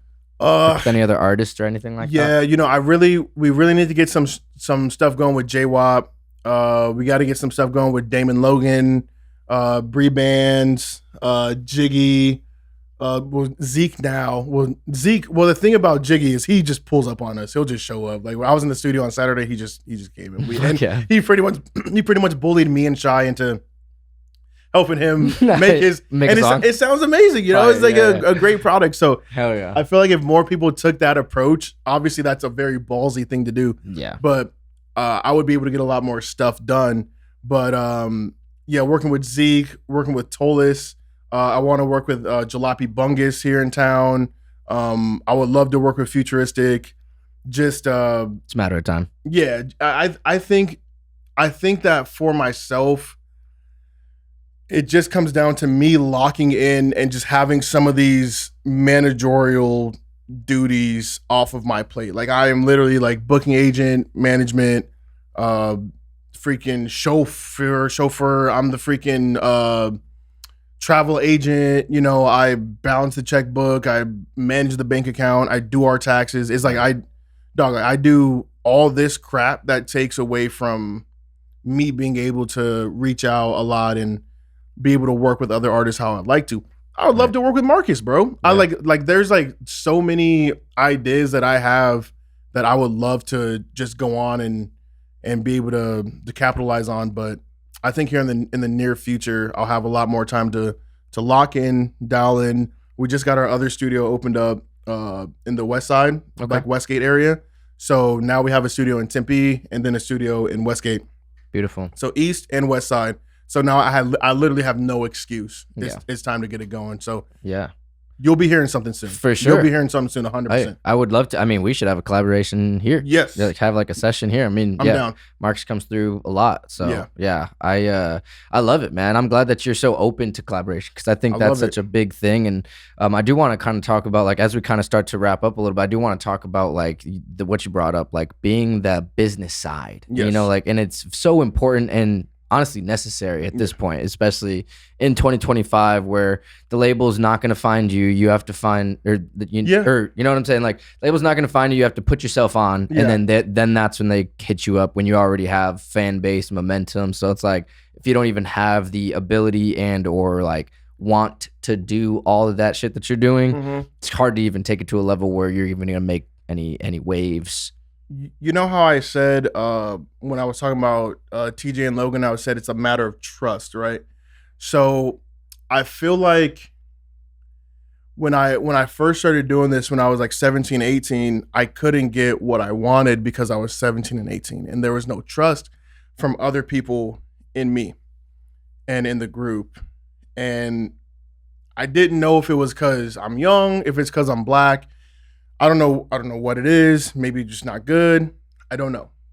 But essentially what happened for me is it almost became an insecurity where it's like, okay, these people don't trust me. I need to go educate myself. So I spent the better part of all of my 20s studying up on the music business. And Donald Passman has this book. It's like everything you need to know about the music industry. And like, I would just give that to anyone and just say, hey, like, just read through this book. Like, just read this book and operate, according to this. And by me having that insecurity, I have now educated myself to the point where I can, like, we're making, thousands of dollars a month on, things and platforms that I've set up because I know that it needs to happen. So I need to figure out a way to make it happen. Yeah. And then, and it's just another drive of making sure that whatever needs to get done, it has to get done. Whether it's you, it doesn't have to be me doing it, but it goes through me. I have to get the right person to do it. You either do it yourself or get the right person to do it, Yeah. Also knowing that you aren't the best at everything. Also knowing that you may be great at one thing but not so good at something else. Okay, well, do you want that aspect to be great? Cool. So get someone who's great to do it. So there's a lot of, I would say, a lot of egoless actions that go into it. You gotta know where you have to be very self-conscious, know what you're good at, know what you're not good at, know your strengths and weaknesses. Like, I know I could talk to somebody. Yeah. I know I could talk to somebody. I know that balancing a checkbook or doing like monthly expenses aren't my fucking thing. Yeah. I can try as hard as I can, but it's just, it takes years off of my life. It feels like anytime I have to do that. So I got to get someone great to do it. But regardless, I think the key to any artist who wants to, make it is to just look at the community around you. Because you can go on our Instagram and see that we probably have like 10,000 followers. It's not a lot of followers in the grand scheme of things, but we can still make $1,000 a month. We can still make thousands of dollars a month. Whether that's off of, whether or not we have a show, we can still make thousands of dollars off of merch. So you need to look at your real life community. Yeah. Get off of the internet, although that's important, but I want you to, if the internet crashed tomorrow, would you be able to make money? Right. Would you be able to make bread? And for us, yes, we can. We have a huge following in our community that support us to let us be able to go and reach out more. So now all the internet stuff is just a supplement to what we're actually doing in real life. Yeah. So I would say, focus on your actual tangible community. For sure. And then I would say, dial into your online community. That way you can start, reaching out. But educate yourself. Because, sure. at the end of the day, people did start trusting me. And they only started trusting me when I started using the right language, when I started saying the right things, when I started presenting myself in a certain way or having conversations that they probably didn't expect, a 21-year-old bass player to have, or, 21-year-old kid to be having with them. You definitely have to, all the resources are there. And I think we talked about at the beginning where, I guess music is like, oversaturated and stuff like that. But also, so is the knowledge. Like, people are putting that knowledge out where, like, 40 years ago, you couldn't get that knowledge unless you went to college for it or unless you had a mentor that was in the industry. Yeah. Now, I mean, we can go on our YouTube premiums and we can get a whole universe. Like, we can literally get, I've watched my favorite artists go to, like, Juilliard and freaking talk for 2 hours. It's like, bro, these kids are paying like $200,000 a year to go here, and I'm getting this from my living room. Just eating. Like, yeah, could you imagine telling Ray Charles that? Or could you imagine telling Barry Gordy that? Like, hey, man, you can just go online and get all that information. Like, it is all there. Yeah. So it's just a matter of mostly, I was obviously education, but discipline. Yeah. That's half of it. Yeah. I mean, maybe even more. I would go 90%. 90% discipline. I go 90%, bro. Yeah, I go 90% discipline. Because if you're someone like me, like, bro, I'm a wild dude, bro. So, like, sometimes I just get ideas and, like, I just want to do something and, like, I can go do it. But then you need your higher self, not your lower self. That's your lower self. You need your higher self to go, no. Like, what is the right thing to do? Always pick the right thing, or always try to pick the right thing. Right. Never give in to your lower self.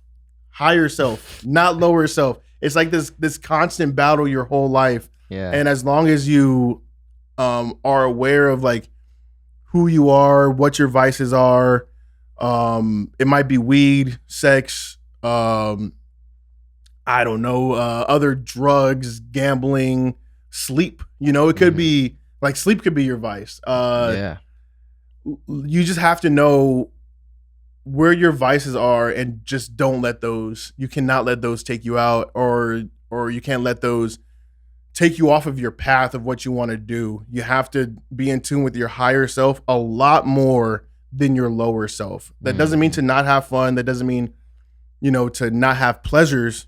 Everyone deserves pleasures. Right. Everyone deserves fun. But we have the freedom that if we want something, we can go buy it. If you want to taste something, you can go eat it. If you want to see something, you can go travel to it. If you want to go, I don't know, if you want a new job, bro, you could quit and go get a new job. Like in anything that you want to do is right in front of you, but you need to have the discipline to know what the main thing is and how everything that you do ties back into that main thing. Yeah. That's the number one thing. I wake up every morning, bro, since, I can't even remember the last time it was, but, like, every single morning, bro, I'm burning at, like, what is it today? Yeah. What is it that I have to do to make this band 1% better, to make myself 1% better? And it sounds so cliche and so corny, but it is so true. Yeah. What can I do to just do one simple thing? Can I learn about publishing today? Can I learn about sync licensing today? Can I learn about like the standard managerial contract, like the management contract? Can I learn about, like, who are the best booking agents? Who are the biggest booking agents? Like, out of the 100 artists that are at Coachella, what's the biggest agency there? Like, who are they all booked through? Right. Like, look at, like, what can you do today that you didn't do yesterday that will expand that will tie back into the main thing. Yeah. That's what it has to be. Yeah, absolutely. Every fucking day. Yeah. And that's what it is. You're not, I don't believe that you're on this earth to be comfortable. I don't think you're on this earth to have fun all the time. I do think there's time for comfort, and I do think there's time for fun. But I think for the most part, you're here as a duty to your ancestors. And whatever you're doing, doesn't matter what it is. whatever you're doing, you're here to make their sacrifices pay off.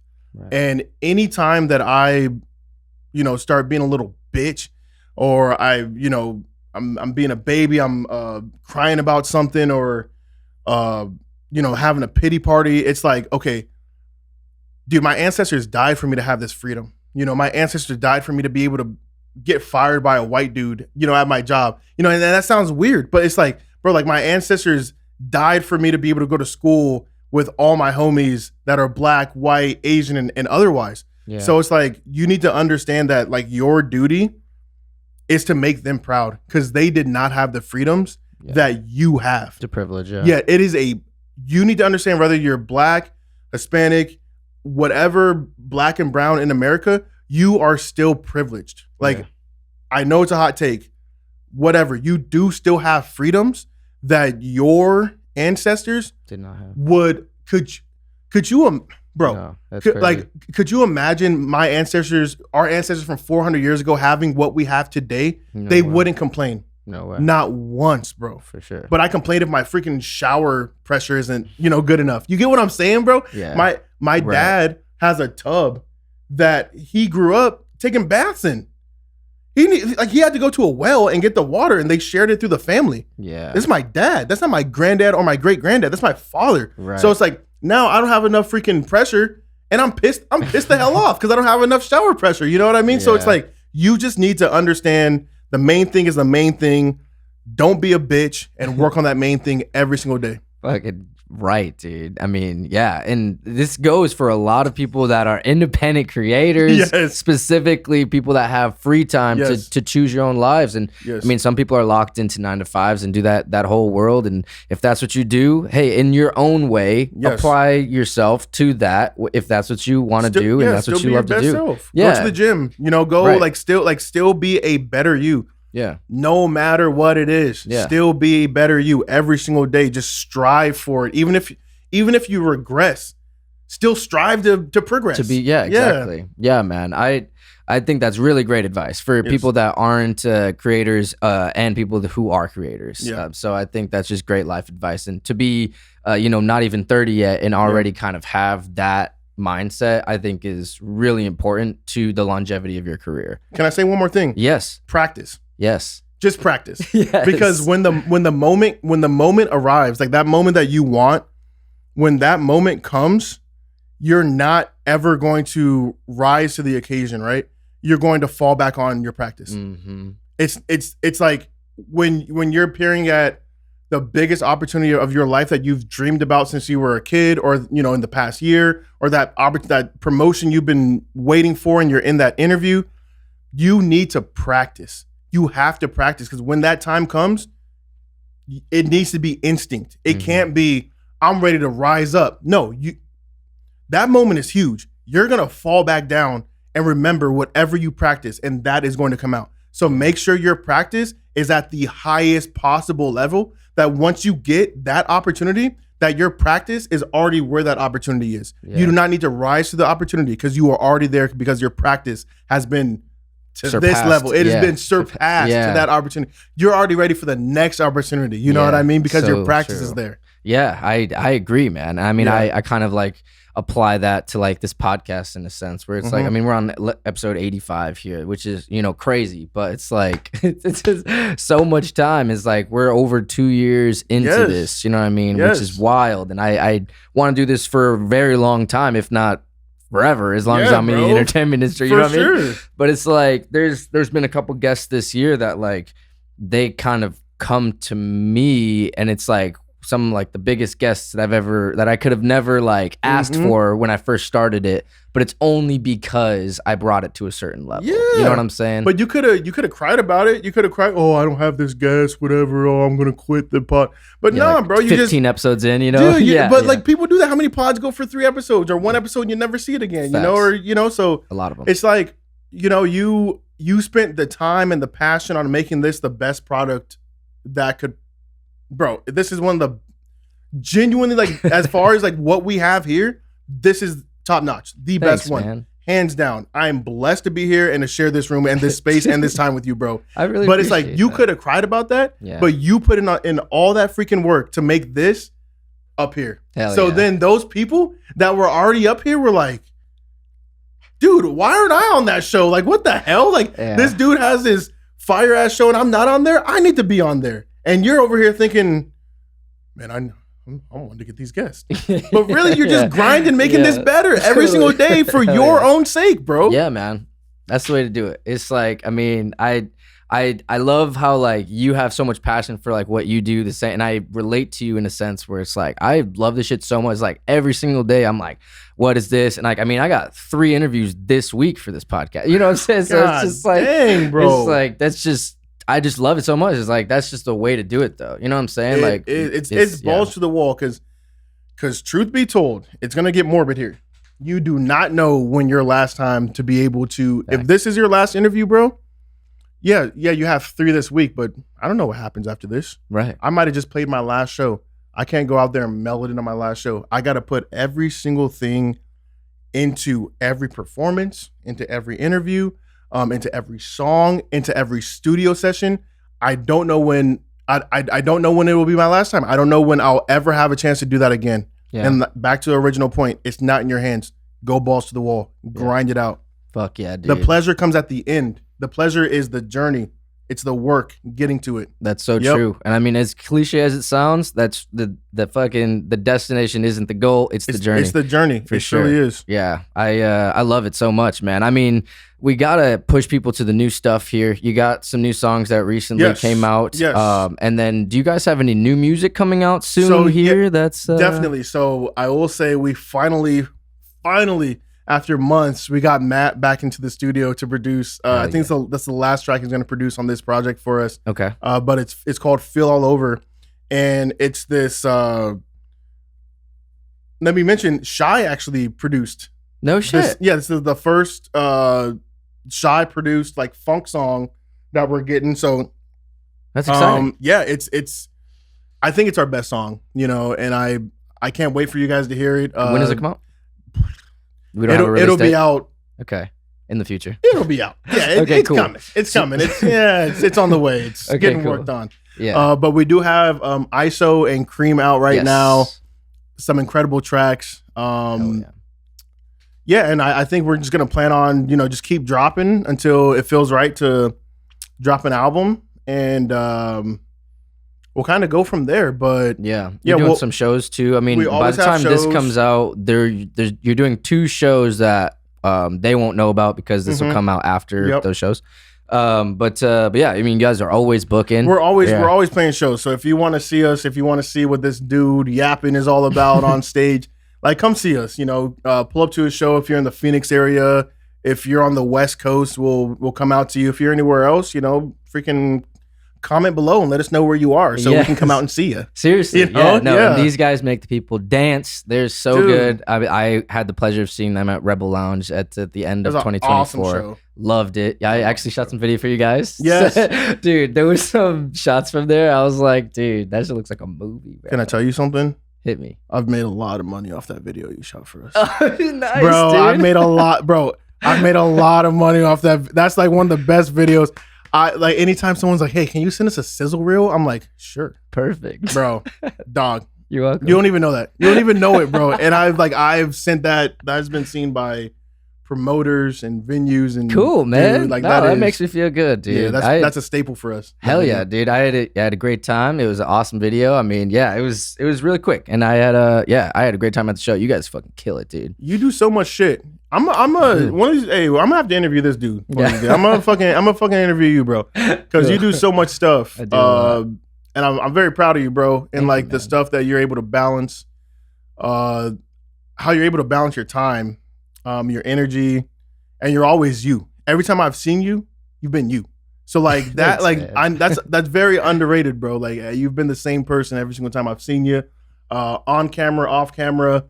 So shout out to you, bro, for all the hats that you wear, and somehow it's all professional. Thanks, man. None of it looks sloppy, bro. So I really don't know how you do it. Damn, dude. I thank you, bro. Shout out to you. Hey, dude, shout out to you for making the time and coming Of on, course, bro. This is such a fun course. fucking time, man. My fellow March, you gotta go follow J Reid, man. It's at J Reid Prime. Yes. Also at Prime SOC. Yes. On Instagram and all the socials. Also, you guys got your website, PRMRCDS. Yeah, it's like Prime Records. Yeah, Prime Records. Like yes. No vowels, right? Yeah, no vowels. Yeah, you're missing a couple things. Yeah, there's something going on. PRMRCDS. And then also, I'm gonna be starting my DJ career here. So yes, you've done a couple shows, right? Yeah. I'll be doing some sets. I think that's time for me to be expressive on my own. Yes, that's not rapping because, bro, when I get in front of a mic, I can say some fucking crazy shit. So sometimes I just don't need the mic, So just let the music speak for itself. Yeah. So DJing. Next time you have me on, I'll be full-fledged DJ. Hell yeah. We'll be talking about your DJ set at Burning Man. Yes, sir.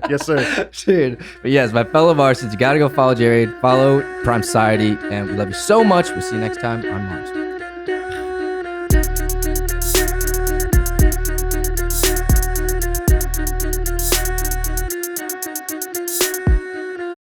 Hey guys, thank you so much for tuning in and watching this episode of the On Mars Pod and for sticking around to the end, man. I really appreciate you guys. You are the real Martians. Like this video, comment below what your favorite part was, what was most inspiring to you. Subscribe to the channel, hit that bell for notifications here on future interviews coming out soon, and also follow us on Instagram at On Mars Pod. Love you guys so much. We will see you next time on Mars.